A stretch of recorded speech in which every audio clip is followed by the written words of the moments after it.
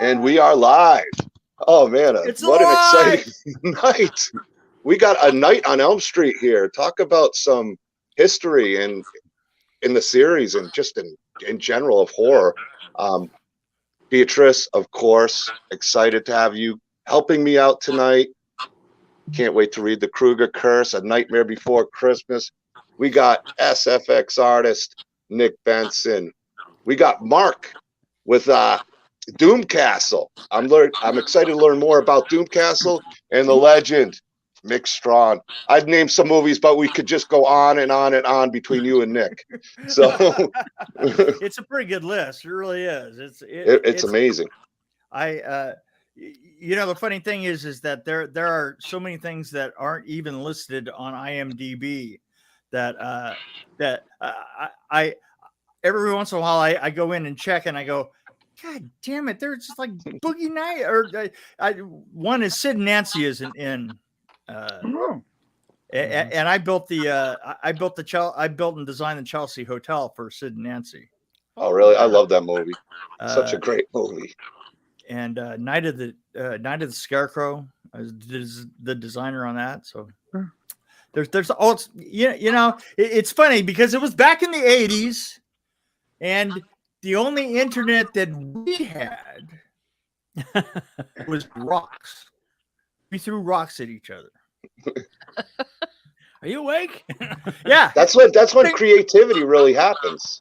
We have the cup and the string really thing too. Ow! God damn it! You don't get that creativity nowadays. I mean, back in the day, I mean, I was lucky. I grew up as an '80s kid, so I got to enjoy all the legendary work of you and Nick and all the '80s movies.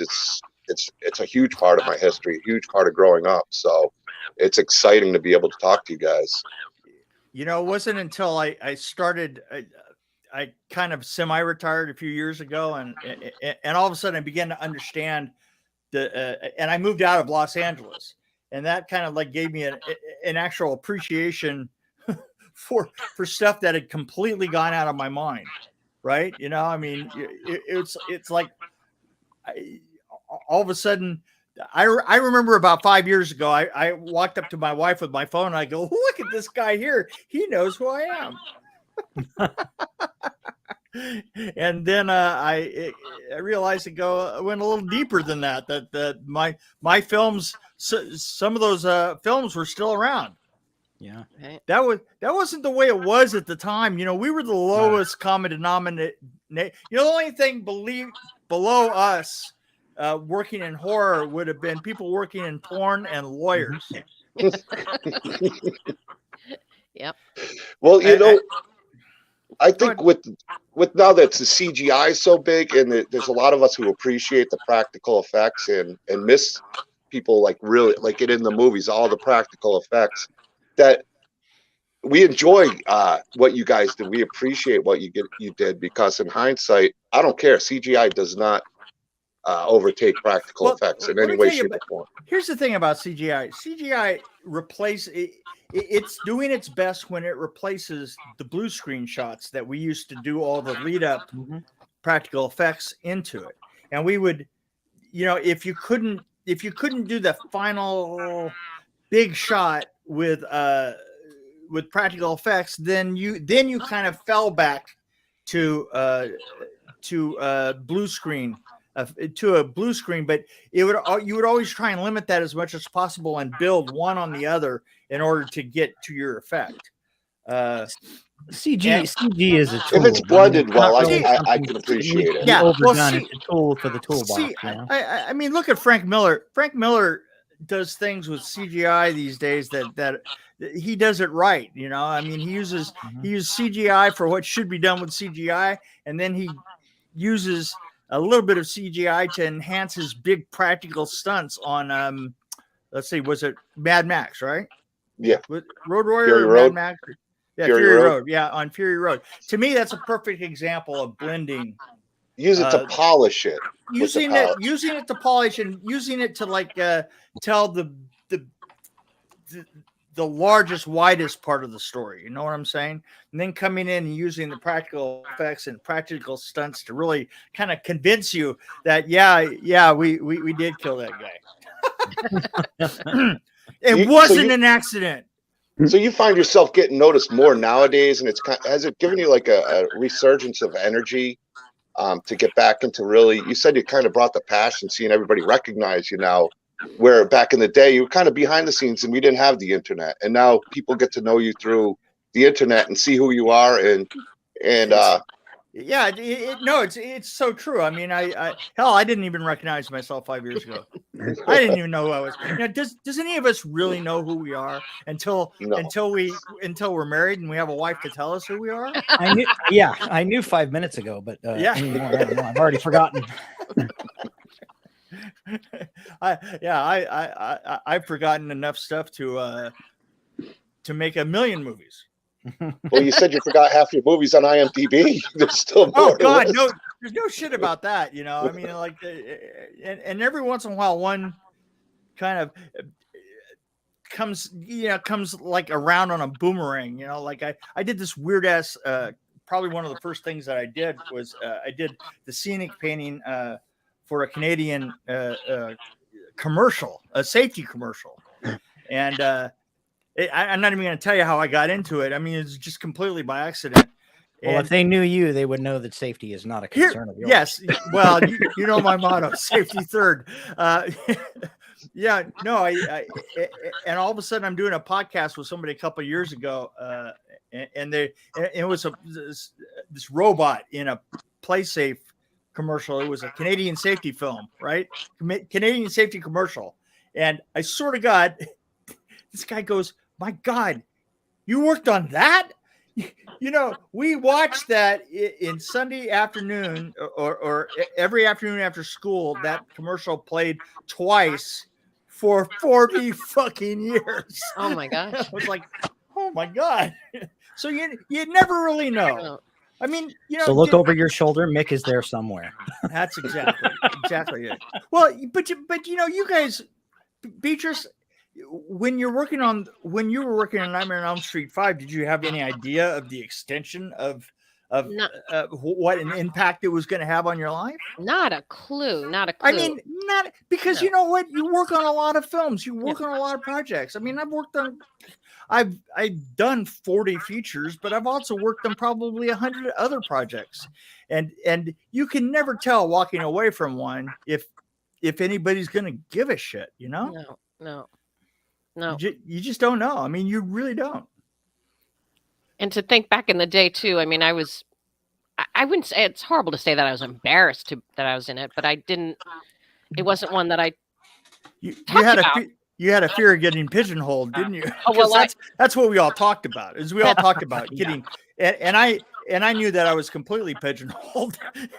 I was. That's actually why I ended up leaving LA, because like literally after I had come from work, I had been in Canada, and in Vancouver we did all kinds of work. And I love the Vancouver film community because it doesn't matter. One time you're a lead, you have the lead role in a film, then you play, maybe not background, but whatever. You just work. You're an actor. You work. Yeah. You do radio. You do commercials. You do whatever it takes, and they don't tend to pigeonhole you. But LA is a business. LA is a slot, and you're a widget, and you have to widget into that slot. I always had trouble with that. It was always trying to break that mold because I wanted to do effects this time, and I wanted to design that, and I wanted to go off and produce this and direct that, and down the line, and it was always a very fractious living. Because it is a business, you know? Yeah. And for sure in LA, I mean, Elm Street was the first and last film I did in LA. I'd had this whole career. I'd come to LA, I do that Nightmare on Elm Street. And then every audition was for a horror film. And, in retrospect, I slapped myself. I'm like, why the hell didn't you take them? You'd be rich by now. But, right. Exactly. But I mean, one was worse than the other, the scripts. I mean, they were horrible. Yeah. I won't name what they were, but, it was just like, Satan and big-breasted women getting raped. I don't know. Just I would read these scripts and I'd just be horrified. So I left and I went to Taiwan, and then I ended up going to India. I just completely left for several reasons. But yeah, absolutely, they pigeonhole you. Totally understand it. I had no problem being pigeonholed just because I always like to have work. because I came to the business with 4 kids, and Oh, wow. yeah, it was I had to keep everybody, all these mouths going. I was going to be fed. Feed me. Ugh, it's just again. Yes, exactly. See, you know what? Just try and think with that kind of shit going on, right? Right? I know, it's terrible. Just slap them. Well, in the 80s, wasn't it like as an actor or an actress, it was like the curse to be in horror movies. Like it was just the worst of the worst in a sense in the 80s. That's what it was considered. And now I think it's the highest of standards now. You tried to do it once. Mold for an actor to break out of. Yeah, that's right. It's like they always asked about Patricia Arquette. Was like, why didn't she come back for Nightmare on Elm Street 4? And people just can't understand it these days. But I'm from the 80s, and I go, hey, God bless her. That's what she totally was trying to do. Right. I mean, that's very few get that far. Yeah, I saw an awful lot of people that considered it a trap. Now, Robert Englund, oddly enough, was kind of a reverse of that.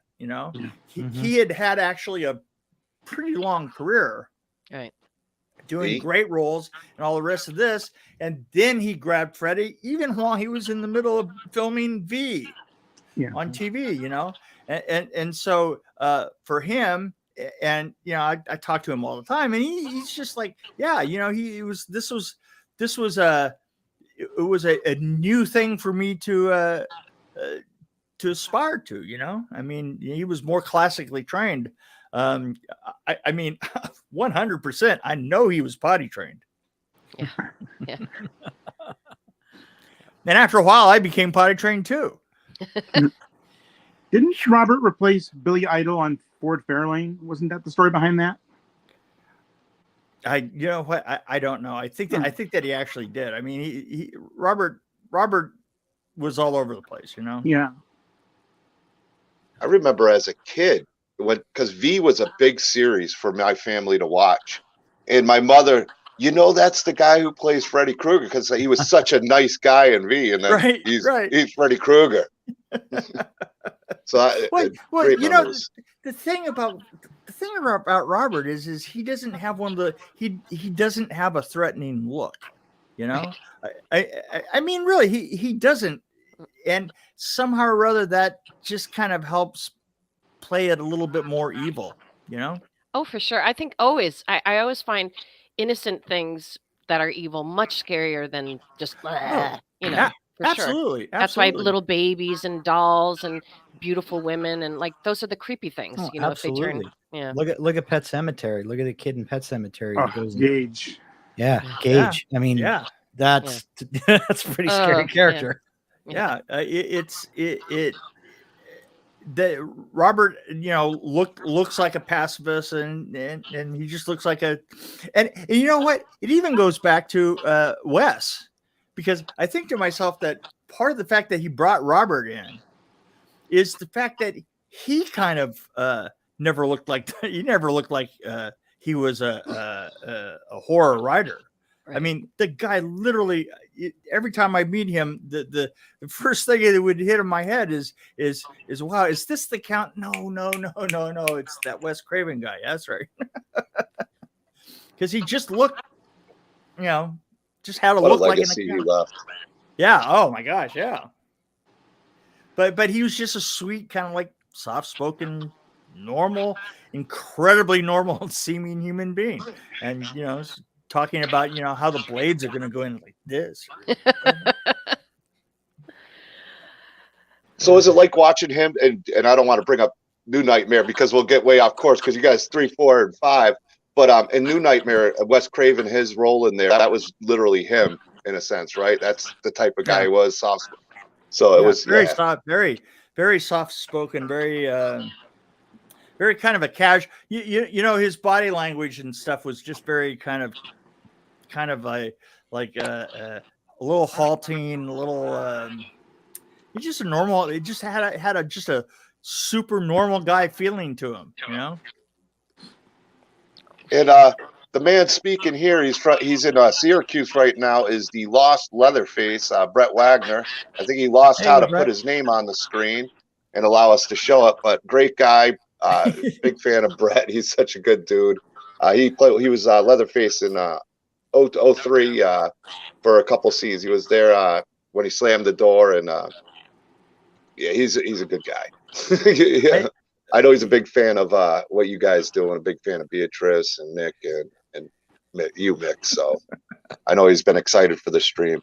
Oh, great! He's in the Crazies. He's a horror movie guy too. Oh, those people. Oh, those poor people. But see, isn't that why they had the first few feet of the grip truck in the front? Yeah, so you could tolerate it. Yeah, that's right. So that the rest of the day was. we always used to kid about that. You know, it's like if you had the 40-foot grip truck, right? You know, how many feet was it on the inside? You know, if you had an old grip like back in our day, he'd go, well, it's 35 feet. You go, well, 35 feet away, it's a 40-foot grip truck. Yeah, well, we had to build in the special room, you know, that had the big, huge glass panel with the name of the film carved in 1/4-inch relief, you know, so that, you know, you could come in the morning and line up enough Cokes to cover the whole thing, and then everybody come in, you know, take a little bit of the name as the rest of the day went on. It's because, hey, these things are important. You know, modern grips are just not trained well. They don't know what's required. You know, it's like one time I was walking across the set, and back when we had pagers, right? You know, the pager would just be a number, and for some reason there was some emergency going on somewhere, and somebody dialed 911 on my pager, and I looked down on the key, and I was just walking past the key grip, and he looks down. I pull out my pager like this, and we're both looking at the pager, and it says 911. And he goes, hey, 911, you know what that means? And I go, yeah, like what? And he goes, that's a great price on an 8-ball. I'm sure that behind the scenes was so much fun with you guys. I'm sure it was. It was probably more. It was. I don't know. It was probably legendary. Some serious partying back in the 80s. Yeah, definitely. Yeah. Well, you know, the other thing is that once we started filming, you know, those stages were never closed. It was just it was just like 4 units, man, no waiting. I remember one time I was working on Nightmare on Elm Street 3, and of course I was the answer guy, you know, because I was a production designer, and I had also designed a lot of the effects, and it was like, man, there was a point in there where we were doing 4 units, and I couldn't get off the stage, and I was just taking these cat naps, and literally 72 hours. It was straight 72 hours. And finally, like, somebody pushed me into my car, right? And I get out and I get on the freeway to go home. And I'm going up the 5 freeway. I just ran out of gas, and just because I had no idea what was going on, right? You know, and this is back in the day when you had the emergency phone system, right? Yeah. Yeah. Beatrice is going to remember it. Marc will remember it. Nick remembers the emergency phone system. So they had these, you know, phones on. So you pick them up. So I had to walk, you know, down the road and pick up the emergency phone system. And I pick it up, and the operator comes on. I'm not right. It just doesn't go. And then she goes, well, give me a number to connect to. So I gave them the office number, and the office coordinator comes on, the film coordinator comes on,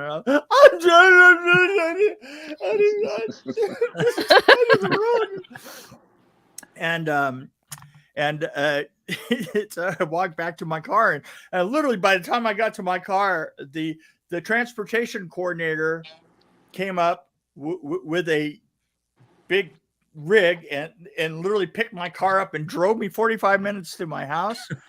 And he drove me to the house. He had somebody else in the tow truck, and they gassed my car and cleaned it.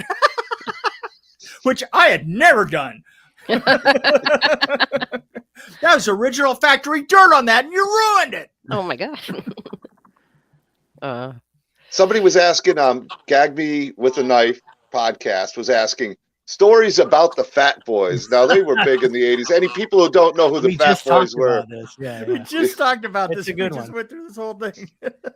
So The scooters, man. Yeah, scooters. Yes. The scooters. So we had these great little scooters that had been promoted by some company, right? And so we put the scooters in the scene because the Fat Boys, like come up in that. And the thing is they were we didn't have a lot of people at that point. We were kind of like between films and just starting the TV series. And so everybody kind of like had to watch the Fat Boys. They had to babysit them for like an hour or so, right? Keep an eye on these guys. Yeah, keep an eye on these guys, and you pass it on to the next guy, right? And so I'm out in the parking lot, and we're running, out in the parking lot running these little scooters around, right? And we pull the scooters in, and we're sitting on the scooters like, in a star, right? The four of us, right? And they started discussing like who's badder, right? It's like, is it a Chainsaw Massacre guy? What's his name? The Leatherface. Is it Leatherface? Yeah. Or is it Jason? Or is it Jason? Or is it Freddy? And the discussion kept going around and around and around, and I'm just kind of like amused, just sitting there like this. And then the shorter one, the really rotund one, that had the gold teeth, right? And he's sitting on the scooter, and he starts he's quiet for a while, and finally, it keeps going around. They're discussing, and finally he goes, man, it's all the rest of them just ain't shit. You know why? Because it's Freddy. Because he come in and get you in your dreams. How are you gonna fight that? He's just gonna come in. He's gonna get you in your dreams. And I think that those are really words to live by. It is true. He's gonna get you in your dreams. Absolutely. I know Beatrice is always rooting for her son to win, even though he's a bad guy. She's still, got that motherly love for him. Yeah, it's the sure. creepy headed, horrible. I started on 5. And when we started filming, I swear we were about a week into filming, and I just literally said, you know what? I'm too tired. I cannot do another one. Because I had done the TV series, and I'd done 3 and 4 in the TV series, and I'd done the videos with Dawkins and the Fat Boys and the Fat Boys and Fat Boy babysitting duty. And boy, I gotta tell you, at that point, I remember I was standing in a swimming pool, and we were trying to get a rig for the board to roll up, and the director, who I just never got along with, what was his name? Hopkins. God, what an asshole! I never got along with that guy. You haven't married him, have you? In the meantime? Yeah, that's my husband. He's right here. That's your husband. Oh no! I was just wondering, what? Not that I really care one way or the other, to tell you the truth, but I mean, just. So anyway, he was a complete asshole, and he would stand up in meetings and go, and he would say, "Hey Mick, how should we do this?" And I would say, like a more practical thing, and he'd go, "No, because we've got that's the way that an old person would do it," And I was 32. I was just like, fuck you. But I'm just standing there in the pool, and we're having trouble getting this rig to go, and I got out of the pool, and once I got out of the pool, I knew I was off the film. I said, "Hey, I am done." And I went and I got some sleep in Oregon for about a year. Yeah, no, that it would have exhausted you. That pace was crazy. Oh, the pace, and this was just. I mean, on 5, I think more than any of the others, I would assume. No. Wasn't it the most I rushed together, crazy? Because we had so many sets going on at they once. were all crazy. They were all crazy. They were all like that. Yeah. Oh my gosh. I think that They smashed it together so quickly, though. Yeah. All those shootings. Well, I would say were 4. nuts. I would say 4 was the nuttiest. Yeah, it was pretty crazy. Because we started filming in February and it released in August, and virtually so everything that you see is just worked. It was on a stage Plus somewhere. the writer strike, Mick. Remember that? Yeah. Oh, plus the writer strike. Yeah. I mean, it's just deal with crazy. Too. Yeah. So Mick and Nick, I got a question for you guys. So how's the process when, so the script calls for something, to happen, and, like I'm being an actor, just seeing how it's all, comes together at the end. I kind of wonder, like, where do people come up with the ideas? For example, in 5, when Freddy is half coming in and out of Alice, right. And I remember, I had no idea. I saw the script. I didn't know what they were going to do. And then in Wheels, an actor who has no arms. Oh, did he have arms? He had arms, but no legs, and on a little trolley. Right. And they just kind of do you guys look at the script and go, now, this body's supposed to come out. Was that Noble by chance, Mick? Do you know if there was that Noble? I don't know. No, I don't know. He seemed to get all the work without, the guy without legs. Like he got everything. We worked with him. He was in Poltergeist. There were special. He was in Blob. There were specialists of missing limbs everywhere, that we kept working with for again and again and again. How did the thing is you have the written word, and then you have to go in and go through discussions and storyboards and concept artists and the production designer. That was always, kind of my job, is to come in and pull everybody together and then look down and go, no, that ain't shit. Yeah, and each department will work with somebody like Mick and breaking down the scenes and how they're going to do it. Yeah, we would go through the mechanics. I mean, that was one thing, is I had a crossover between design and special effects, and I would go in and those talents are the things that help you read the script, realize how many shots it's going to take you to tell that story. And especially back then, the funny thing is back then, and people don't think about this, but the amount of brain power that it required to do those sequences, right? Yeah, and they were so the whole crew would work, just hundreds and hundreds of hours on the effects sequences, and then kind of leave an awful lot of the acting, the regular stuff alone, and that would just kind of be, so just the director would work with, the actors and stuff like that, right? Yeah.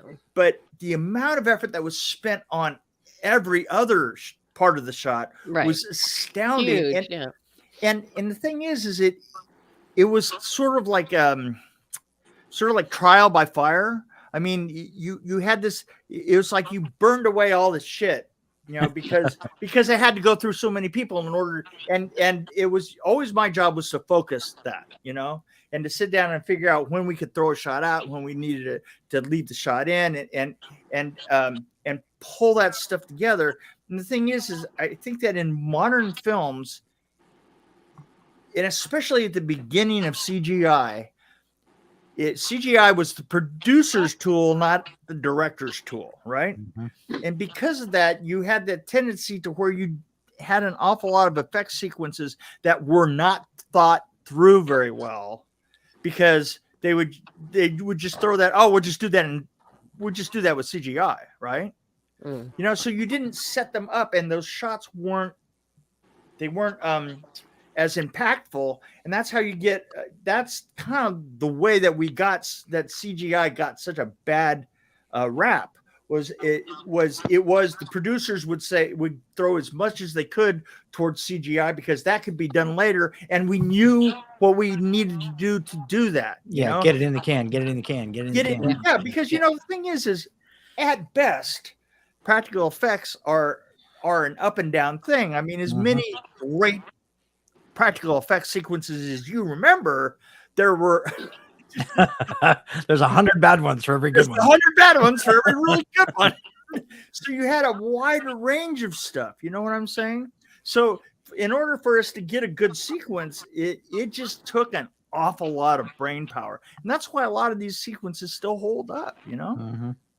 Yeah. Is they really worked. They were not only were they correct in terms of the effect, but they were well edited and well researched and well directed, because we all fucking made sure there was.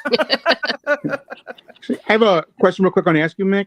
Sure. One thing that's been well known is that Wes originally had a completely different vision for Dream Warriors. How close was his original vision to actually being shot versus what ended up coming on the screen? I have absolutely no idea what vision means. I mean, I heard there was like a darker take on everything, that he had a completely different script that never got actually filmed. yeah, but every director says that. Okay. Every director's got 19 scripts. You know what's the thing is let me tell you what was successful about Nightmare on Elm Street 3. There were 3 elements that really made that, and it was Bob that was pushing it through. And I was in these original meetings. Bob was like, look, we're going to turn this around, because Nightmare on Elm Street 2 was kind of wasn't the best, right? You know, I mean, I think that a lot of people had problems with it, but Bob felt that deep down inside he still had a great idea and he could make money with it, right? And that he could do it right. And so our job was to bring up a list of items to make it as good. One, we had to get rid of the Superman problem. And you know what the Superman problem is, right? Okay, I'll give you the Superman problem. Nick has heard this before. The Superman problem is that Superman is not inherently an interesting character, right? Right. Because Yeah. no matter what, he wins. No Right. matter what. Yeah. So you bring in Kryptonite to like kind of, you know, even the score a little bit, but even then it's a pretty weak conceit, no matter that, you know, there's only one thing out there that actually take him down, right? So the way that we eliminated, obviously Freddy had a huge Superman problem, because eventually you just got to go to sleep, right? And then Freddy's going to win. Well, the thing is Wes came up with the concept of pulling the kids in, right? So she has a dream and she pulls the kids in. And when they do, then it kind of evens the score. Superman problem solved. Okay. The second thing that, out of all the things that we tried to work through, the second thing is we decided to let Wes let Robert off the hook.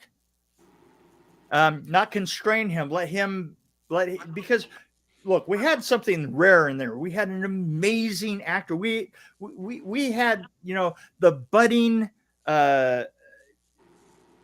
spokesperson for the 80s horror right there, right? You know, so kind of letting him, you know, be Robert and be a little funny, and a lot of the best lines that were in Nightmare on Elm Street 3 he just came up with, right? Because if you ever talk to Robert, he's the smartest motherfucker you've ever met. Mm-hmm. I mean, he really is. He's a brilliant man. And he's a brilliant man. And every makeup effects guy in the world, you know, dreads the day that they have to, like, the 2 hours that they have to, like, make an appliance around his goddamn mouth. Yeah. Right. Just that. Right. just because of the mouth. Right. You know, because he never stops talking. But the thing is we decided to kind of like let his character, you know, become something, right? In the end, you know, became, you know, super jokey Freddy, which, you know, it is, no matter what you say about, you know, it not being dark enough or the rest of that, you know, the box office receipts tell a different story. So anyway, so they went, so then the next thing was my thing. And my thing, I was like, we're not gonna fuck around with this, like all being on a location. Because 1 and 2 basically were all locations, maybe one set, you know, for the two of them to, but that's it. I said, we're going to stop doing that. We're going to pull this thing all onto the stage, and we're going to like take some control of the dreams. And for me, and for my personal concept is I wanted to see it. I wanted to see it be a journey like the Sinbad journeys from back in the day. That was my main contribution in 3 and 4, is to make them more journeys than static, because and I think that we got a lot better feeling off of the journeys. So, but we got those 3 items going, and with those we knocked it out of the park on Nightmare on Elm Street 3. So yeah, there you go. And personally, I think Nightmare on Elm Street 3 is an amazing film. It's probably the best actual film out of the whole series. It's a lot of people's favorites, for sure. I personally like Nightmare on Elm Street 4, but it's because I have a very short attention span. Just like that film.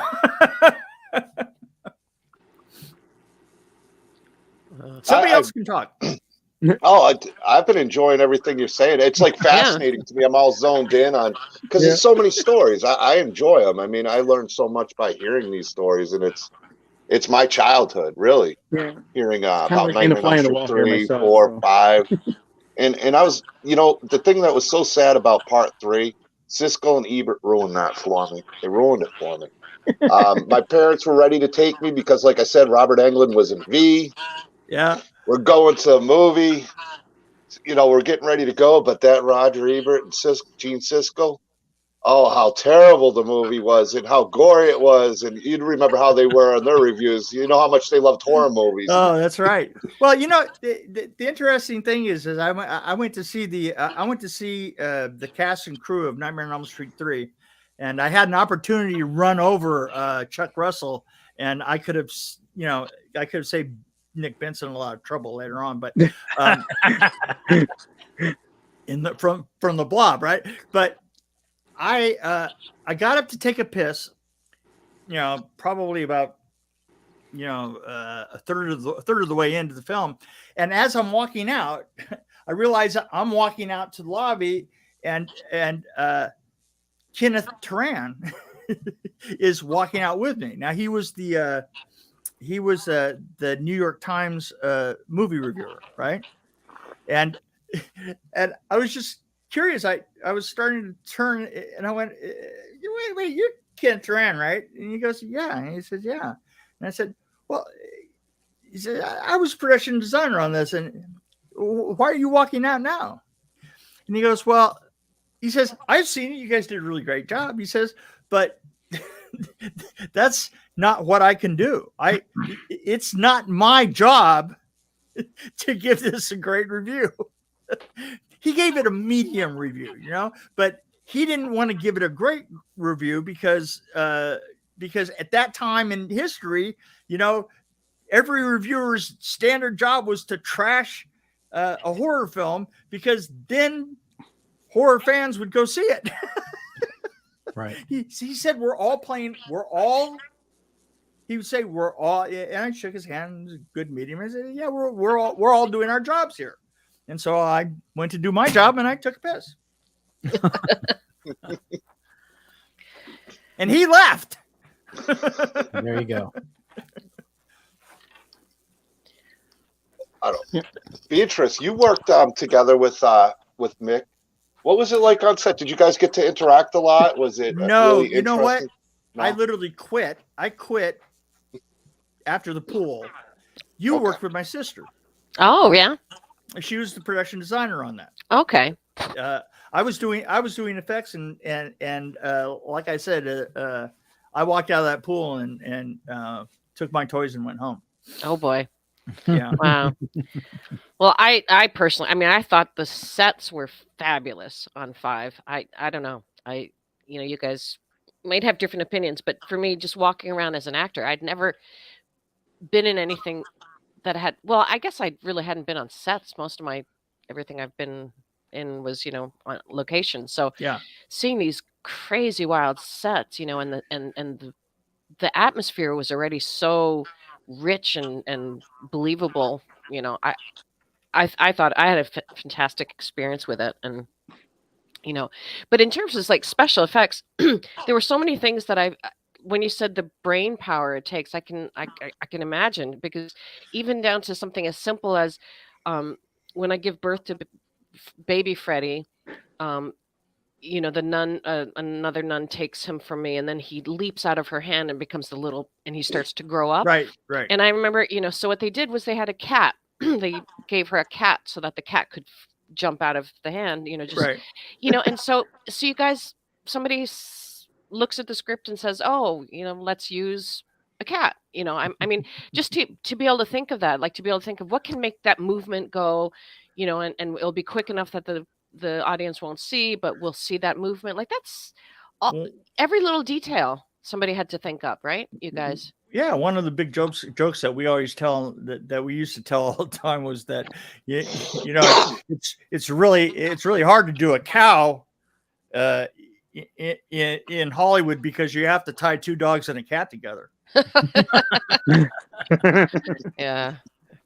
I have to say I was very disappointed though that the when I read the script, and that the claw was going to come out of me, Yeah. Right. Yeah. And I was so excited because I'd seen all these other really amazing special effects. So I was like, ooh, fun. And I saw when they rigged up Lisa with all this stuff and all these things. And I'm like, but they did that optically, right? Yeah. I'm like, oh, what are they going to do for me? And then they give me the stupid thing on my hand and I have to fight with my own hand. I was like, oh my God, how stupid. Hey, listen, hey.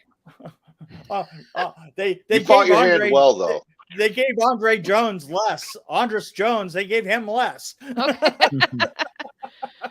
But yeah, it's like, ooh, my own little hand, Anyway.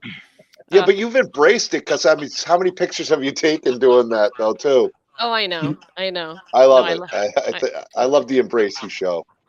Although it was funny too, at the very end, when I watched the film, at the end they have when all the doors are closing in front of Amanda, and then Amanda's like rotating back and forth, and I watched it. I'm like, that's not me. It was a dummy. It was some dummy. You guys, they didn't want to pay me for an extra day of filming, so they had this little dummy going. Stand in. Yeah. Well, Lisa, anyway. Lisa Wilcox, and I distinctly remember this. She said that there was a time on one particular evening when she could stand on the set of Nightmare on Elm Street 4 in the stage, and she could see 3 or 4 different versions of herself. Right, wearing the same thing, all through the building, because we were filming absolutely all everywhere. over. Yeah, we were. Yeah, man, crazy for you guys. Wow. You ever have any idea, like when you're doing some of the sequences, does the special effects sequences in the Nightmare films, especially obviously 3, 4, and 5, are so extremely unique? Do you ever have any idea, like when Patricia Arquette, for example, is in the giant worm head Freddy and stuff? Did you ever have any idea, like for example, obviously the famous television sequence? Do you ever kind of know when you're shooting it, like this is going to be big on screen, or is it just kind of like a crapshoot until it actually goes in theaters in front of people? Here's the thing. People get the wrong idea about that. Is every time you're doing it, you're shooting for the moon, right? Mm-hmm. And the thing is you never know. You never know if it's going to, if it's going to go through all the machinations. We did an enormous sequence on Nightmare on Elm Street 4 of a single shot where Tuesday night is woken up and she walks out in front of her house, the facade of her house. The camera goes down low and looks at camera's up high, watches her come out onto the porch, and then the camera slings down like this. And as it comes out, while it's moving, we pull the house apart and it reveals the Elm Street house, which was actually a facade also. And then she runs towards the camera because Freddy's behind her, right, at the Elm Street house. And she runs into the house, into the hallway, and the door slams down behind her. Okay, all in one shot. Mm-hmm. All day long. It tied up like the traffic in Hancock Park because in order to do it, we had to like build the set all the way across the street, all the way into the house next door. And they wound up switching the script around after we shot it, and the editor comes in one day and he's got this little roll of film and he just takes it and he just sets it down on my desk and he says, there's Wednesday for you. That was it. Yikes. I never see that. I mean, I in my book, I got a copy of it around here somewhere. My book, it's got that, the backstories and all the rest of that off of that. So, oh, we should trade, Mick. Yeah. I'll give you a copy of mine. Well, you know what? If they invite me down, we can do it and meet Yeah, each we other. got to get them life. to ask Mick out to Phantasm. Yeah, there Yeah. you go. Come on, That'd be fun. guys. Come on, Yeah. guys. Maybe John can get that happening. There you go. I'd love to. I can. Yeah. I make things happen. What do Yeah. you just tell me what I got to Make do? things happen. We'll make it happen. Look Get at Mick down look there. at this. Look at this charm. You are a charming with dude. You charm. are a charm. You know, See, well, the behind thing the is camera, they'll we just need you in follow front you of the until you camera do like it. this, man. This is what I'm good at. You're entertaining. I mean, I'm loving the stories. We got a few questions I wanna ask you, and you guys can all answer. This is a good one that's from me. But the big swag, Brett Wagner, the Lost Leatherface, he's like, what have all the guests watched lately, horror wise, that you liked? Any good horror films you've seen that you liked, or? Oh, recently, there's a The TV series called from the and TV that was series. Mick's fault because Mick said you have to watch this. You have to see Yeah, these effects. right, sequences." From? exactly. And And now I had to go. as soon as I started watching it, I couldn't stop. Yeah, that's right. What's it yeah. on? I'm watching from It's on Epics. I wanna Epics. say. Yeah, it's on Epics. Okay, I The got thing that. is- You get so many streaming things now. You have Oh, to I get yeah, know. I get that- lost. It comes from absolutely every direction. Of course, if you ask me what the finest horror film that was ever made, that's easy. That's a Young Frankenstein. Oh, that was great. Frankenstein. Frankenstein. Frederick. Frederick Frankenstein. Frau Booker. Booker.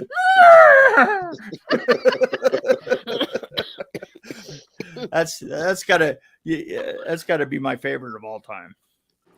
And here's another good question for you guys. Oh, well, let me, Beatrice, have you seen any good horror movies lately that you enjoyed? Well, not so much lately. I mean, the last one I loved was well, it wasn't even a horror movie. It was the series Squid Games. But I loved. Yeah, that was great. Oh, Korean, yeah. I love Korean stuff, man. They're the Last Train to Bhutan and stuff. I love. Last Train to Bhutan. Yeah. That was such an amazing film. Right? The second one sucked so badly. I Yeah. skipped it. But I the skipped first the one was second. great. The first one was a joy. I Yeah. mean, absolutely. So, Yeah. Their character development and their stories are they just grip you. They drag you in. I love it. yeah. The I first time you came on, we spoke about that, Beatrice. Yeah. And it's one of those ones you don't even need to put on the dial. Right, I mean, the actors I are was so gonna good say, that you just know you it. absolutely do not. You see, and I've always said that a script is great is if you can read it through without reading the dialogue and it still sings to you, right? Right. And that's Train to Busan. I mean, I've totally been blown away. I didn't even switch it to English. Yeah. Well, speaking of Asian films, I don't even know if they consider this horror, but Parasite was pretty amazing. Yes, wasn't it? Parasite Yeah. was amazing. Yeah. Yeah, it that was amazing too. Same thing, because you just get so drawn in by the character. You know what? I am not 100% sure if that year it should have won an Academy Award, though, because look at the films that it was up against in 2019. It was up against 1917. It was up against a Once Upon a Time in Hollywood. There's a lot of good there films that year. Oh yeah, the sequel to the Stephen King story. I mean, there were so many great films that year. Yeah, I agree. You know, I don't know about the Academy, but it still it was a great gripping. Yeah. Great. It was a great year in 2018. Although the ending was like, I mean, I loved it all the way through, but the ending was a little, I don't know why he went nuts and killed everybody, but whatever. Who's that director? You guys know who's the director that every movie ends with the mass murder of everybody? The Tarantino? Yeah, well, Tarantino likes to kill a lot of people off. Yeah, like you watch this great film, it's going along, really interesting story, and then boom, at the end, everybody's dead. Die. I guess. How should the ending go? Let's kill him. Let's kill them all. Kill them all off, and we don't have to worry about it. Yeah. So what about you, Nick? Any is there like a horror movie that stands out that you've watched recently? Well, that's what I was saying was From. The series? And, that's the series. I turned them on to From because I said, you got to check this out. We were talking about particular effect sequences for some films we're working on together right now. Yeah. And he said, you have to see these. This is how I picture this. I went and saw one episode and that was it. I was hooked. It was like, yeah, okay, that's right. Yeah, he's right. Yeah, that's good. It's awesome. And it turned out to be Todd Masters, who was one of the guys that taught me how to do what I do. Oh, there you go. Yes. What about you, Mark? I don't know if I would consider it maybe horror. I guess, yeah. I mean, there was this, I've been watching a lot of stuff on Shudder, like Sadness, which I also just saw recently. And but there's this one movie I saw, somebody recommended to me called Fried Berry. I don't know if you've ever heard of that movie. It's I have not heard of it. It's a South African group of people, and it's these aliens. They come to Earth, and the alien basically possesses the body of a meth head, and spends the entire evening just having complete debauchery and giving birth to alien babies that instantly grow into full adult versions of the same person the meth head is and stuff. And it's just it's so crazy and insane, but I like bizarre stuff. So maybe because of the alien thing that would kind of fall under horror. That was the last one I saw that I really enjoyed, though. Hey Mick, what was the one with the what was the one with the box? The guy that goes into the box in his living room. What the hell was that called? That was another good one. Oh, that was a great one. Dave Made a Maze. That's amazing. Yeah. What's it called? That movie's amazing. Dave Made a Maze. If you ever, it's not really horror, but it's kind of it's a campy movie, and it's like one of the most artistic things I've ever seen done. Dave made a Dave. What? Dave made a maze. Oh, Dave made a maze. Okay. It is a tongue twister. I was trying to break it down too. Look at Beatrice; she's got her notepad going. I know. I'm going to get your notes from you, Beatrice. I'll let you write it down, and I'll just go, "Hey, what was it?" Because I'll forget. Dave made a maze. Okay. Yeah. Oh, I want to check. It's a lot of fun too. I mean, my thing. I like horror with humor. Yeah, it was good. Yeah. I'm a humor guy, you know. So what's killer popcorn, Nick? God. Speaking of humor, and I hope they release that soon, just because that one's pretty comedic. It sounds like it. Yeah. Do we want to know? Can you tell us? Yeah, really. A horror comedy. It's really not my place to say what it is or isn't, because okay. I don't know how much I'm allowed to say. Okay. But it's funny, it's gory, it's all of the above. So okay, killer popcorn. It's a fun one. Oh my gosh. Artist Michael Toth. He's a Doomsday Krypt artist. Done a bunch of pieces. He said From was great. He watched it too. He watches everything also. Yeah. We got Dr. Dan PhD. Hello from sunny Temelska, California. I think that's my sister. Debbie, you'll meet my sister Debbie at my nieces and Debbie are probably watching. You'll meet them at Fantasm. Yeah. So it's great to see her here. Also, there was another question. We'll get to it because I know it gagged me with a knife. Wanted to ask it. What was it like working with Dokken? Or what were they like? I know they were insane. I've got a great Dokken story. It's better just watching Mick sing the song. He's so good at. Is he going to start singing the Dream Warriors song? He serenades his chickens with that song. Yes, I'm actually on the internet singing to chickens because somebody once said it doesn't happen unless there's a picture of it. So I took a picture of it. Oh, you have chickens too? Yeah, I got chickens. Yeah. I raised grandchildren. I got 6 acres and I raised grandchildren and chickens. Chickens are in the house, treat them all the grandchildren same. Yeah. But I do have a Dawkins story. Let's hear. Okay, so we had built all the sets for the Dawkins Dream Warriors video, right? And we're working with them, and we're in there, and they're kind of moody and and weird, and probably as high as we were at the time. So, but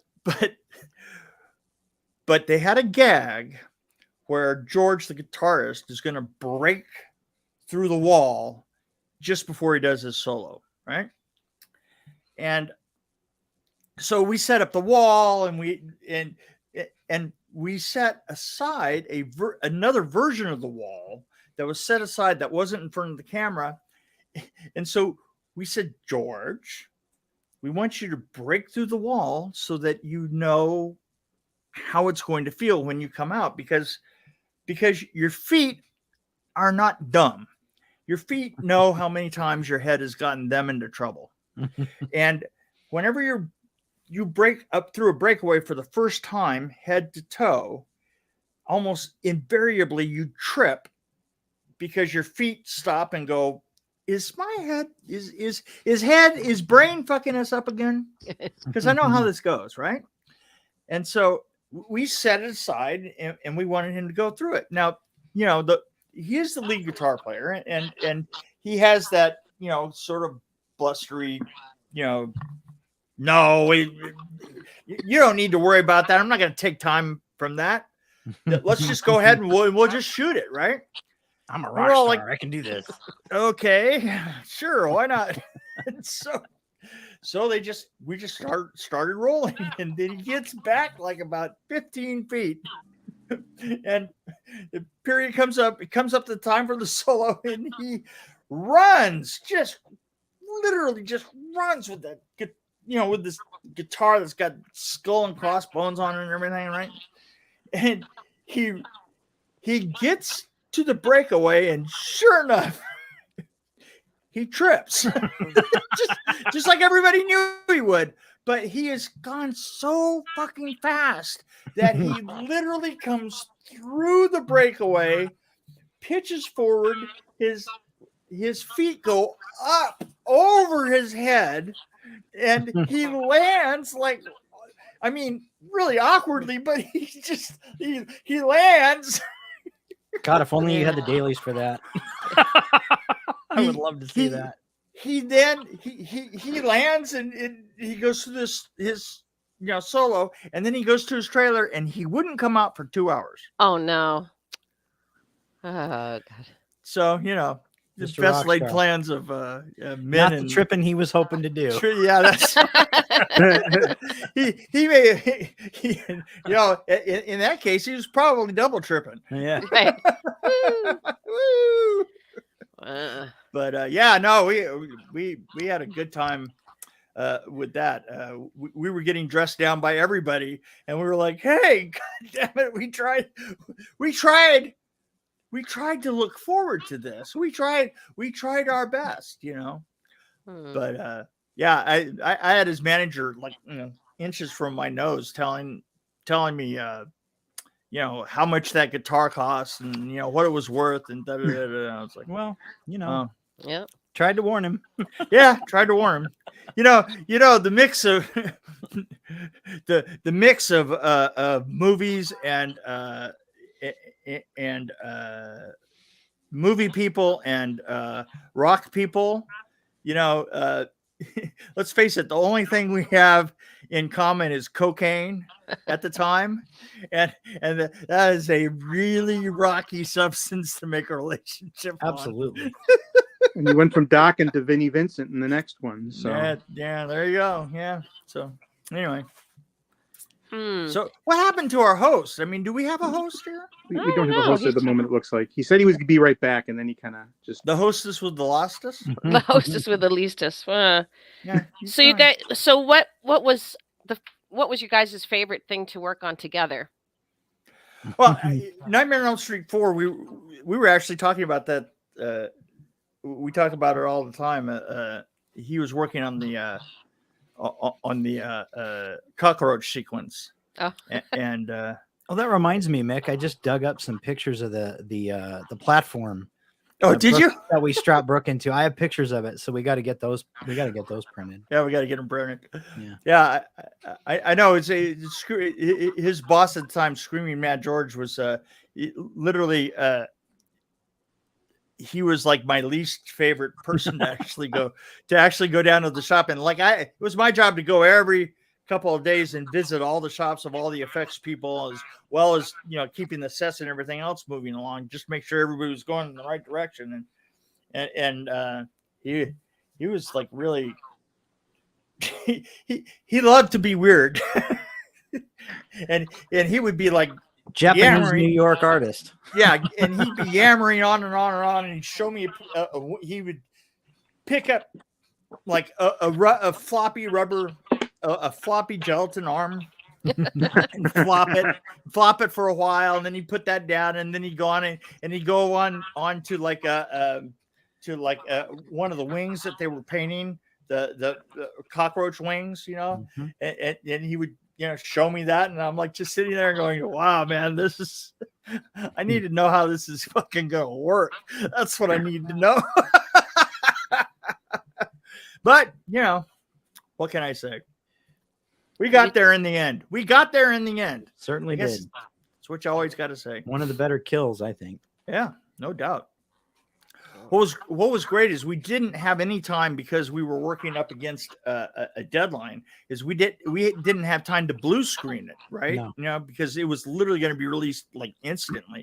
So we literally filmed all of Robert's shots, of him looking in the box and stuff, and put did it an honest rear screen projection, which is just like something that nobody did at that point, I mean, so that you could actually see it in the camera, but they gave me the box, which is the speed control for the projector, so that I could look in that as the film was rolling, I could look in it and then just adjust the box so the speed would go until and there'd just be a slot of the image. And then all of a sudden it would open up as the speed started to sync.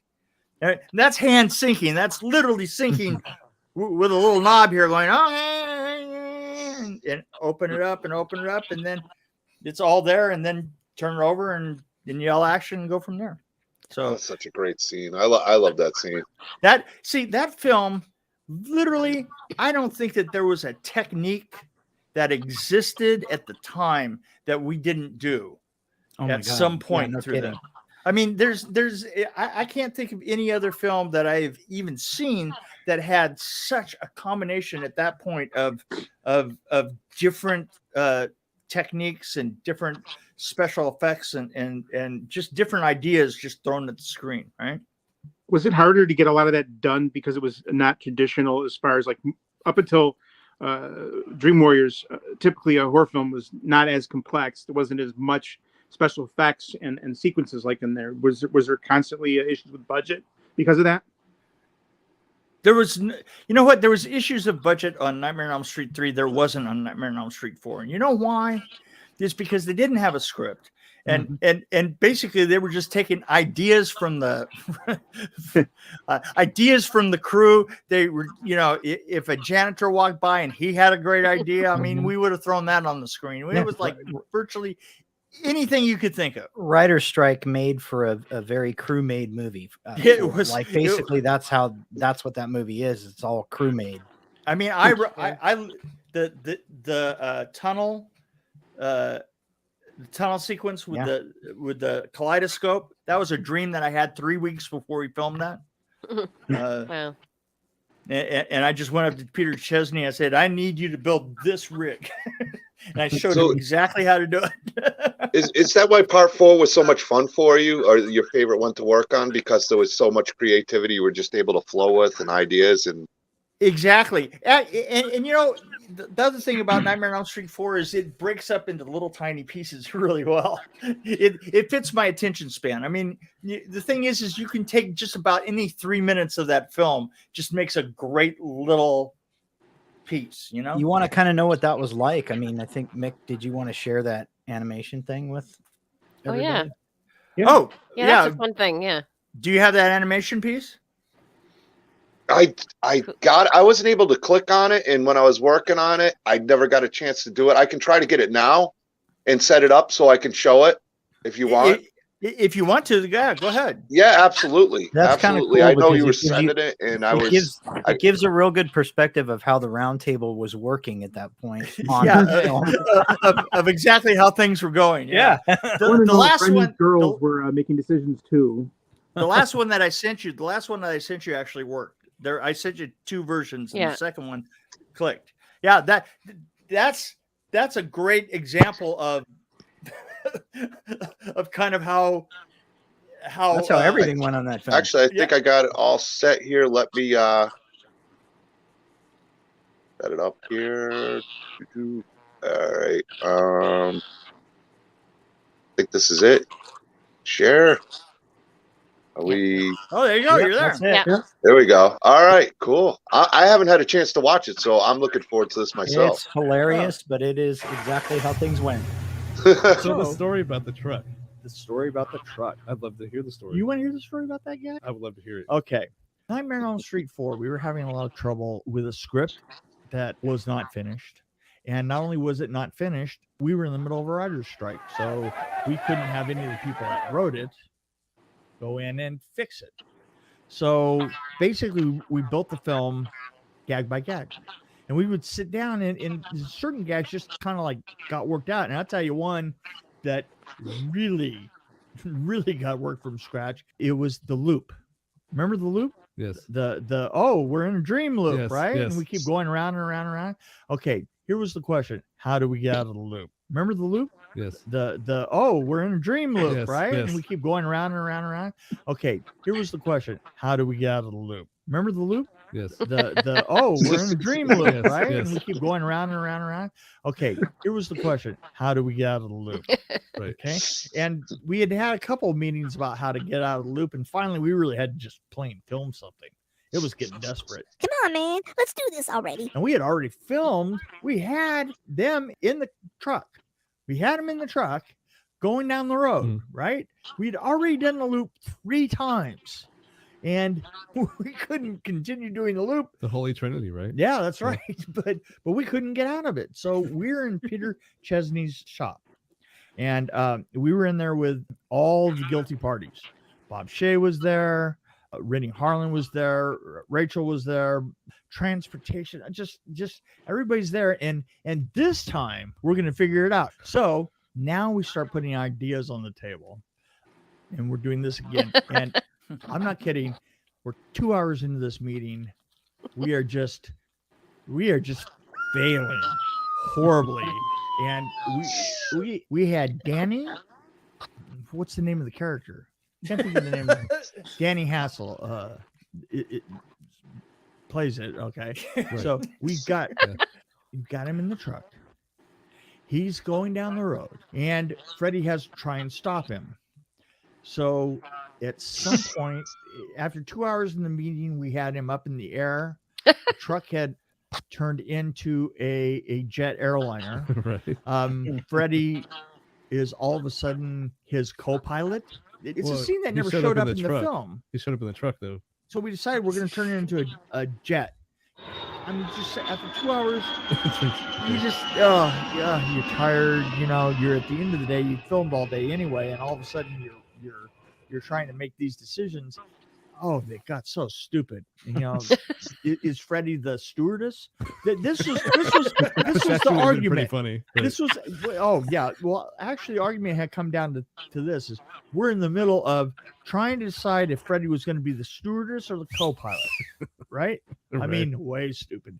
And I kind of like did that thing where you get back away from the table and you put your head in your hands and you're just trying to divorce yourself Like, and why am I here? think, why am I here?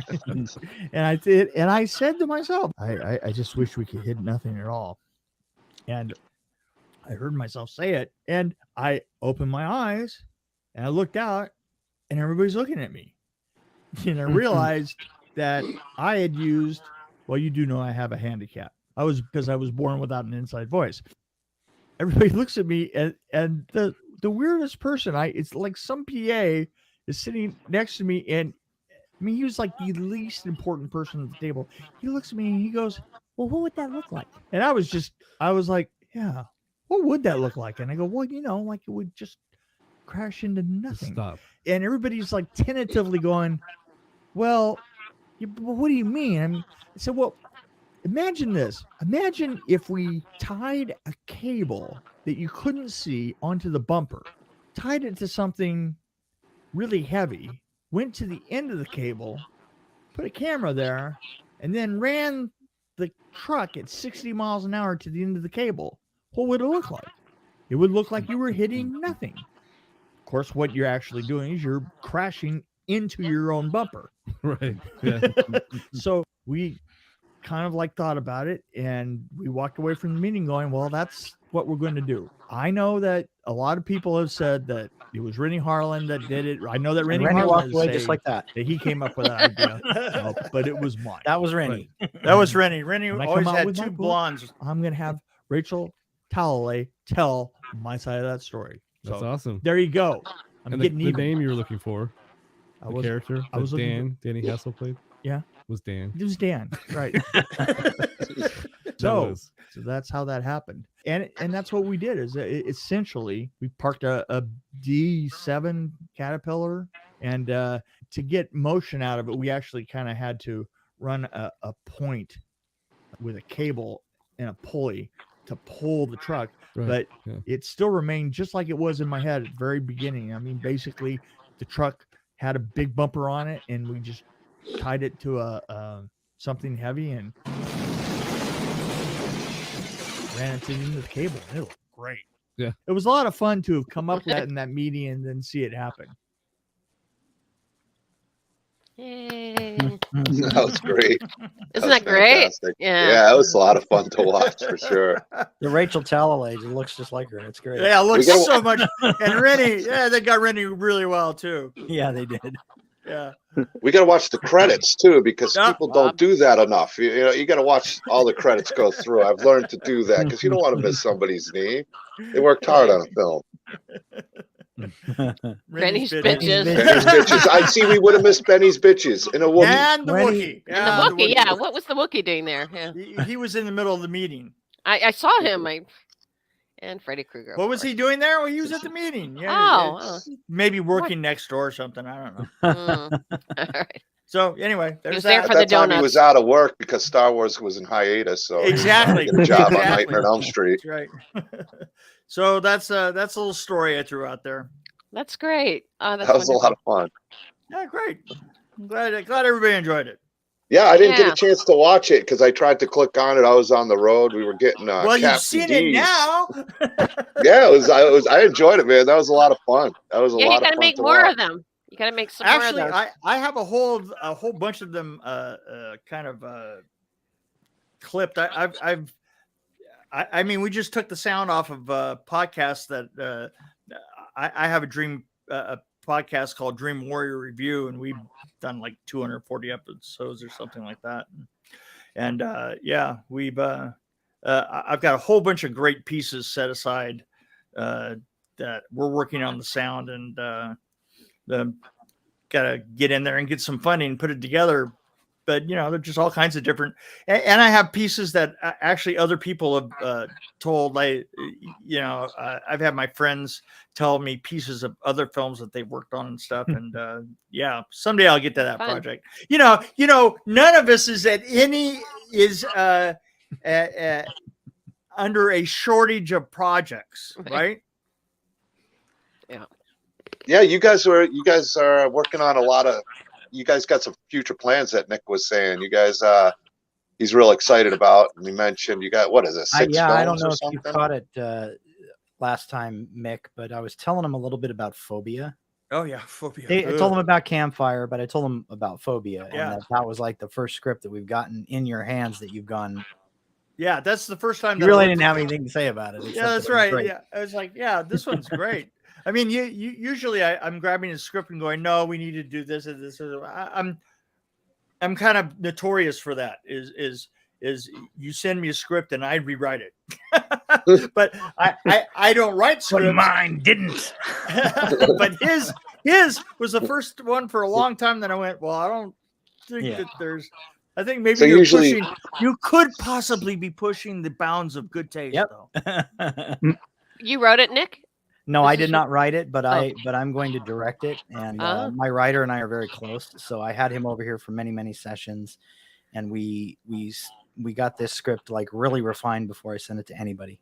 Yeah, Oh, is that what's really behind well you? done. Oh, Yes, yeah, that's what's phobia. behind me. Mhm. And it's about phobias? No, No. Okay. Mm. Mm. no. Mm. No, not really. It's It's a very disturbing film. it's just It's a misdirect title, huh? For well, for like I was telling you last week, it's like, for me, it was like for a long time I was questioning, like it's pretty disturbing. It's disturbing enough that I thought for weeks, oh my God, this is going to be like, it's going to be my directorial debut, but it's going to be my last film. yeah, 'Cause I right. didn't think anybody hire me after it. Well, you But, know the old phrase, one and done. Yeah, one and done. Do you need a 60-year-old lady in it? So Well, when Mick we read can- it, you know what? We might. So, We might. Think about it. Yeah, I'd when love I to had- see when I had Beatrice Mick read it back and I on got film Mick's in a review, nice Can- big horror film. Can you I'd personally love it. can we kill you? Yes. Okay, cool. Yeah, you can kill me. I'm getting killed off. The podcast I was on just before this was for a film that's actually all Elm Street people. It's going to be Mark Patton, Lisa Wilcox, Danny, Yeah. who played Dan. Who played Dan? Yeah, Does he play Dan? and he actually, I think this character has Dan Is- again. I don't know what the heck, but and Felissa Rose is actually in it too. So another franchise, but it's a Wizard of Oz fantasy film. Oh, cool. And Great. I'm playing this like the wickedest of wickedest witches, this green spider eating, and I get killed off like right away. And then I'll be playing another interesting character that we're not even going to tell anyone. Like people have to just try to figure out who That- I am. Huh? Well, Yeah, we like can I'm do that. hiding. Yeah, I'm hiding in the Where's Waldo? Kind yeah, of deal. exactly. Yeah, I wanted to do something like that, and I realized it was the first time I ever got to play something wicked. I've always been nuns and good people. I don't know. Not even a creepy nun. I'm always a nice nun, So, yes, you can kill me off. Okay, anytime. Well, we'll take it under advisement then. Yeah. Although You creepy, said typecast in horror before. You got typecast as a nun before Yeah, horror. I know. I was a nun before in theater and That's- stuff. I was always playing nuns. I don't know why. I guess I'm so That's- holy that's looking. That's a subgenre within a subgenre. Yeah. Yeah. It's Nuns. got to be fun playing Wicked, though. A little bit totally different than before, because, like you said, it was always the nice girl role. Even in Matinee, you were a nice girl. In Quarantine, you were a nice I'm girl. the hero. Yeah. The hero. Yeah. The hero. Nick and Mick, you've never seen, or Mark, you guys ever seen these Canadian films, Matinee or Quarantine? Mm-mm. Quarantine's actually, so Quarantine, I'm the hero in that one. Oh, But cool. it was funny. They were all 89. 89 was my big year. Wow. And we filmed Quarantine we filmed them earlier. I don't know why, and then I did Elm Street after starring in those two films, but then they all came out at the same time because Elm Street came out so dang fast. It actually came out before either of those two films because they were openers at the Vancouver Film Festival that year, both films. And Well, they announced, Bob Shea always got his release date first. oh, there you go. Yeah. Because I remember in one of them, they introduced me and they said, oh, of Nightmare on Elm Street. And I was like, wow, it was crazy. I did that after, and yet it came out before these guys did. But anyway. But yes. So, something creepy. I like to be something Good. evil and creepy. Well, I mean, Matinee was like Scream before Scream. It was interesting. And Quarantine kind of, if you watching it during the pandemic and stuff kind of was It kind is of very cool. timely. It is very, Yeah, very it- timely.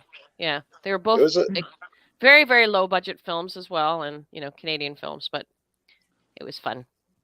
Cool. I'll check those out. I've always liked the lower budget Canadian films. Even the shot on video stuff is kind of fun to watch. Like there's a movie called Things that's really, really super, super low budget but fun to watch. Yeah. well, even And Mick, in, you in go ahead. quarantine, you get for 2 seconds, you get to see my chest. I'm just There you go. There you go. That's worth the price admission right There you there. go. back in the day when it held up, and before I knew that people would be able to freeze frame, because She Yeah. pulls out her inner Sarah Connor in that movie. There you go. She's a tough one in that one. But yeah, it was a lot of fun. I enjoyed both those movies. And I know I'll Mick, check you 'em worked out. on. I mean, you even got a little bit into the indie with Vengeance. Oh yeah, that was the first time that I ever worked on a film that that nobody paid, a fan film where nobody was paid, and I was a first AD and production designer. It was an interesting experience. It was really amazing because there was no reason for it to come out as good as it did. It was one of those things where you were fighting rain and props were lost and nobody knew what was really going on. And like I would just yell, just roll something, God damn it. And we would roll and it would be amazing. And nobody knew what they were doing but me. And I would just be looking at this going, you guys don't deserve this. I don't know how is this happening? It's like it would be raining and the thing is it would be raining and it wouldn't stop. It would stop raining for 5 minutes because we were rolling the camera. It's not like we were just like it was like, oh, we're just gonna have to shoot it in the rain, and then we would turn the camera on and it just stopped, and it did it again and again and again. It was crazy. Oh. Well, And, and CJ Graham was in that too. Yeah, And CJ I met him last year at Krypticon. That dude Steve is Dash. funny. Steve Dash, Dash, and yeah. CJ Graham, yeah. I mean, and it was John McLaughlin, John McLaughlin was really funny because he I didn't even know that he was going to be on set, and I was a first AD, and I come walking on the set, and he looks up, and I kind of vaguely recognize him, and he goes, "The last time I saw you, you were building me a burger stand in the middle of a parking lot in the valley." I went, "Yeah, McLaughlin, right?" And he goes, "Yeah." I go, "Okay, right, okay." well. I imagine CJ is the one who got him to get into that one too. I mean, CJ, he was. I know him and McLaughlin are real close. Oh yeah, still. yeah, they're tight. Yeah.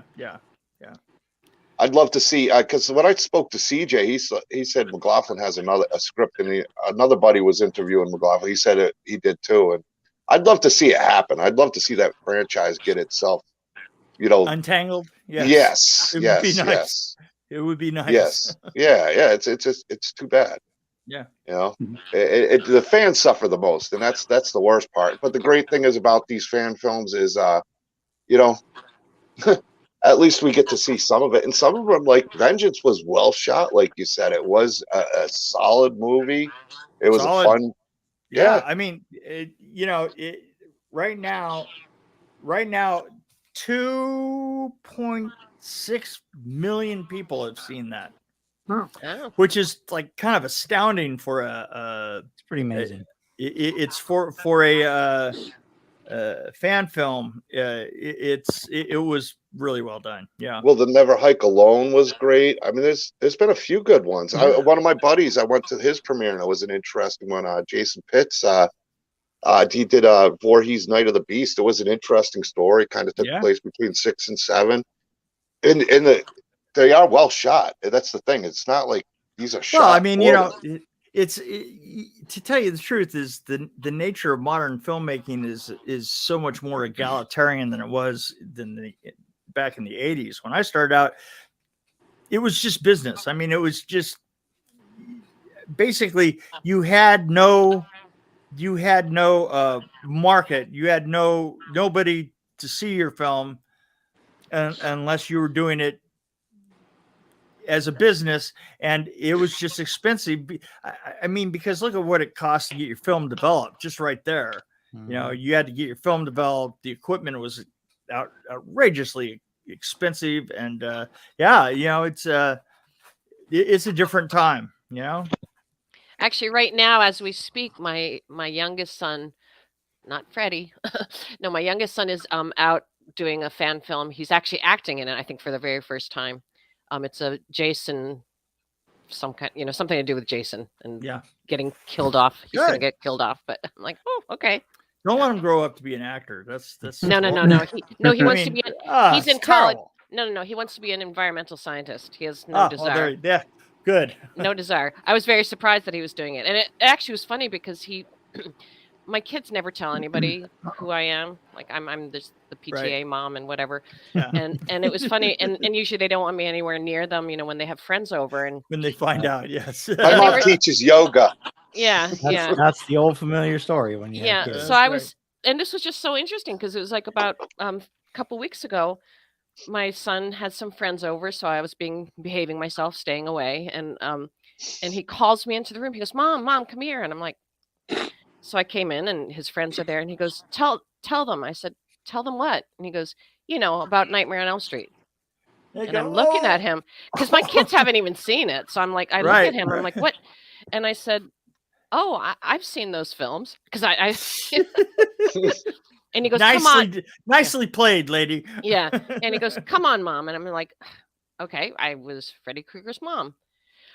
And those two boys are like, holy shit, you weren't kidding me. Oh my God. You know, and it turns out one's a major horror fan. And that's why he's making this film, this Jason film. And he wants my son to be in it. He couldn't believe it. And I think for a couple seconds, I saw my son actually maybe be a little bit proud of me, or at least not embarrassed by me. Because normally they're like, Mom, I'm having somebody over. Please don't embarrass me. Luckily, it won't last. Hey guys, I've really got to get going here. Me too. Can I show you guys? My buddy Michael Toth did a piece of art for Nick and Mick, and I want to show him real quick, just to show my artist some love. He busted him out today. He was real excited to hear you guys were coming on. So let's check it out. He does some really, really cool wild pieces. I'm real proud of him. Real good friend. So I gotta make sure I show you guys it. That one. Wow, check that out. Pretty. And those are going to you. That's for you, Mick. And that's so awesome. And that one's for you, Nick. Who's that idiot in the middle? Yeah, really. I don't know. I told him who is that guy? But he was excited to do these pieces. We're doing them for all the people at Fantasm. Awesome, I really love that. That's so cool. And I'll give it to Nick to send to you at Fantasm when I see him. Unless you just happen to pop into Fantasm, I'd love to see you there. I know that's the next impossible, but I'm sure at some point I'll meet you in person. Well, I'm trying to get an invitation down there myself, so yeah, we'll see. Let's see what we could do. We'll see if that works out. Then I'd see everybody. I'll tell Anthony. I'll be like, just put him on a panel. This guy will entertain everybody all day. Oh yeah, absolutely. The thing is, I can drive down there. I'm only in Tennessee, so I'm not that far from you. No, that's not bad. Yeah. Every Tennessee event is the same weekend. I wish it was like a weekend before or after. It makes my trip to Florida because I come from Missouri. Yeah. So I'm driving from Missouri to Florida and drive right through Tennessee.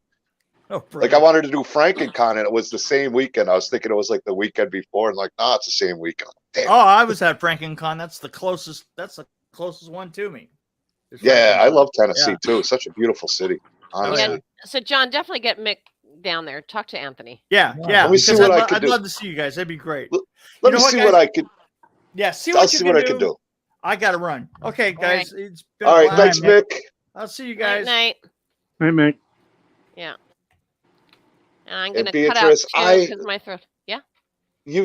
I know you. It was a struggle. You've been talking all day, and you've been battling. You just got over. Well, still fighting COVID, but still fighting COVID. Yeah. You are a warrior, an actress. You couldn't even tell. You acted right through it, and thanks. And I appreciate you coming on. She had Freddie. Yeah. Come on, she can handle anything. She's a pro. She's a pro. Easy after that. Yeah. No, I've just been sweating a lot, but actually, can't even see it. Stupid honestly. COVID. But I guess it was time. Have you guys all had it? Oh, yeah. I have No, not. I got the, what is it, like 4 vaccinations, and somehow it's by some miracle, because I got directly exposed like 4 or 5 times. But Well, knock wood, because I was in my yoga class a week ago. I was saying, oh, I don't know, my family's been really blessed. None of us have gotten it, and boom, it was like You Murphy. jinxed yourself. Has anyone written a horror movie about Murphy and his damn laws? Murphy's law. But It's- you heard me, so yeah. Well, I'm glad you seem to be doing a lot better. When I talked to, well, you messaged me the other day. You said I could tell how rough you were sounding. So Yeah. I'm glad it's not a severe case or anything like that. I don't know if I've had COVID. I was feeling kind of off one time, like some months back, and even the last event, my parents got COVID, but I didn't catch it. So I don't know. I mean, I had guess I'm gotten it lucky before so they far. even knew there Knock was on COVID. wood. I Oh, don't really? want Murphy's law. Nick, No. you were the first COVID case. Were you that guy? I don't know. What about that monkey I had spot? done a show in Phoenix, and I came back from Phoenix, and I was sicker than I'd ever been in my life, and they were every symptom of COVID, and Oh, yeah. I got through it. But then, of course, it was announced as a pandemic. But yeah, I've gotten vaccination and boosters and stuff, and I've been lucky since. My wife recently had it though, so it was kind of a pain in the butt, but luckily it wasn't like huge symptoms for her. So. Right. Yeah, mine's been more like just a really nasty head cold / flu. I've had the boosters and all that too. So yeah. But anywho. Well, hope you feel better. Thank you. Yeah, I'm on the way. Feeling And better. she even toughed it out. This is a time slot that Beatrice usually says I can't do it, and but Past for my you, bedtime. you and Mick, she's like, I'm doing it. That's awesome. But thank you so much, Mark. I'll get you back on again too, because I'd love to talk about Doom Castle a little bit more. You Absolutely. and Nick and Beatrice, you're always welcome to come on. I cannot wait to meet you in person at Thank you. Phantasm. Same with you, Nick, and Looking Mark forward to it. also at Phantasm. So we're gonna rock that place. We're gonna knock the roof off. I'm there for Nick. Nick's I'm nobody special, but I'm just stop. glad we're able to get Nick out to Phantasm. Mark's the guy responsible for getting me there. So. Awesome. Hey, that's what Anthony said, and I think that's awesome because Nick's. I can't wait to meet him. I think he's an amazing guest, and I'm excited to meet him.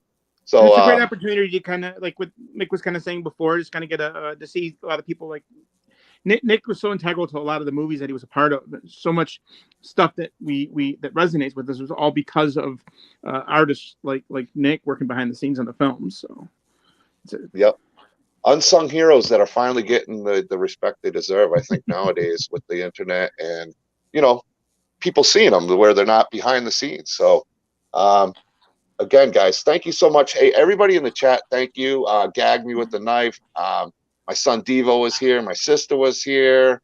Yeah, they're gagging me with a knife. Everybody, thank you so much for all the support.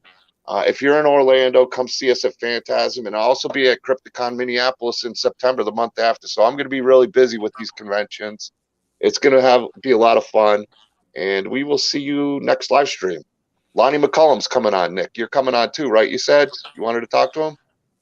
Oh, I'd love to talk to Lonnie. Okay, and guy. Mark, you're welcome also, and Beatrice, I know it'd be a late night for you. I can't ask you to do that 2 weekends in a row, but if you want to, you can. The Freddy Heads guy. There you go. Oh, fun. We will. Okay. All right, everybody. Thank you again, and we will see you next time. All right. Night. Night. Thank Good you. night, Bye, man. everybody. Thank you. Sweet dreams. Leave studio.